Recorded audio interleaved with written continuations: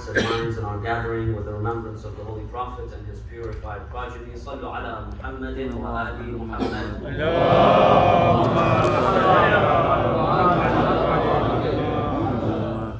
On a night like this, almost 1400 years ago, Imam Hussein alayhi salam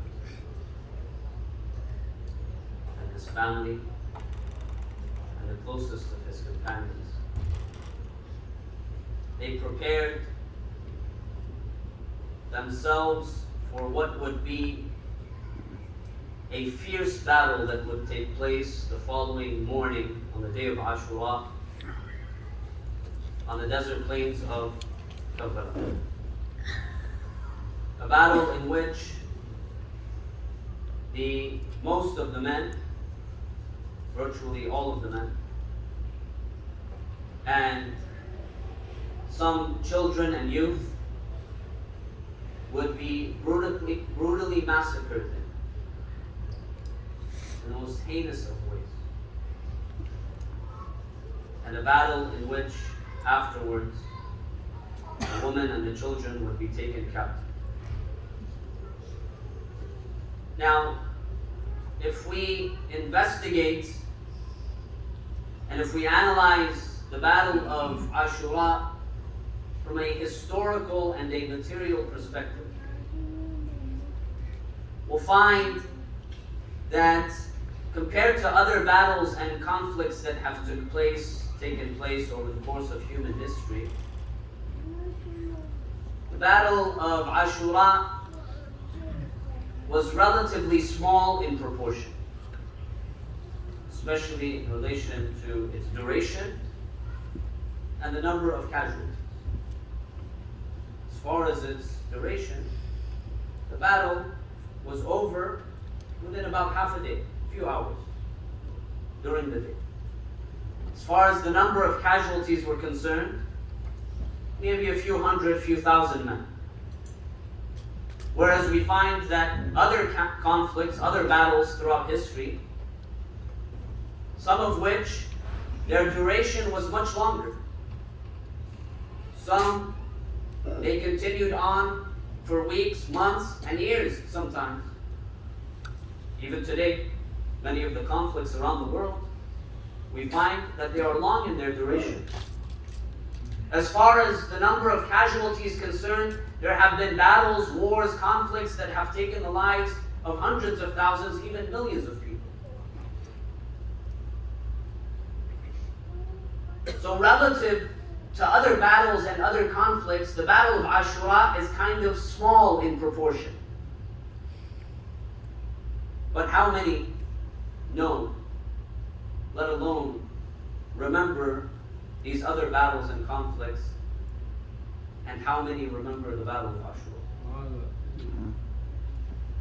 Every year, for 1400 years, with every generation and with every year, the remembrance of Imam Hussein alayhi salam and his family and his companions, and the remembrance of the tragedy of Karbala, the tragedy of the day of Ashura, intensifies with every generation.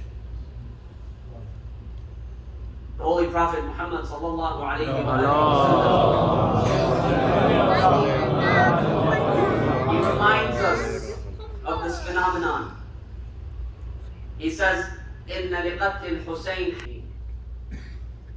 There is, in the tragedy of Abu Abdullah al-Hussein, there is a heat, a passion in the hearts of believers that never subsides. No matter how many times we remember, year after year, it's never forgotten, it's never extinguished, it never dies down. In fact, it intensifies. It continues to be ignited with intensity. We continue to remember Imam Hussein alayhi salam. And the reason for this is because unlike other battles and conflicts, which are based on material gains, why is it that nations go to war? Why is it that we have civil war? Why do groups come together and they kill each other? and they engage in conflict and battle. In most cases, it's about what? It's about resources. It's about land. It's about exploiting certain resources. It's about wealth. It's about these material and physical gains. Whereas when we come to the battle of Ashura, we find that the motives from the side of Imam Hussein alayhi salam, they were not material motives. They were divine motives. And the Quran tells us, this is a principle in the Quran. This is a lesson for all of us. God says, مَا عِنْدَكُمْ يَنْفَدُ وَمَا عِنْدَ اللَّهِ بَاقٍ. What is with you and related to you and your material gains and physical gains, the material life, what is with you and what is connected to this, يَنْفَدُ. It is transient, it is temporary. وَمَا عِنْدَ اللَّهِ بَاقٍ. But that which is with God and that which relates to and connects to God is everlasting. And this is why the remembrance of Imam Hussein alayhi salam is everlasting. Because it's connected to God.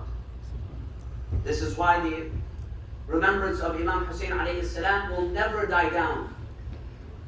Every generation, until we exist, until this world exists, Imam Hussein alayhi salam will continue to be remembered.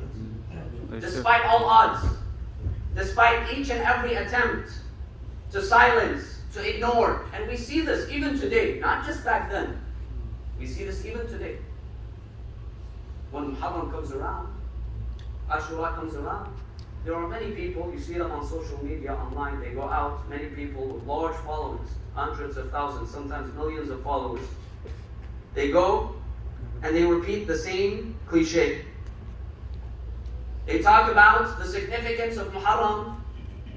They talk about the significance of Ashura and all of the alleged things that took place on the day of Ashura, that God saved Adam and Noah and Moses and Jesus and all of the prophets, all of the miracles that took place, and that we should fast on the day of Ashura. And there is complete erasure. They erase as though the tragedy of Ashura did not take place. The grandson of the Prophet of Islam was not massacred on that day. Despite these attempts, the name of Imam Hussein and his remembrance continues. And it will continue. Because it's connected to the divine. Because the motives were divine. Imam Hussein alayhi salam is remembered because his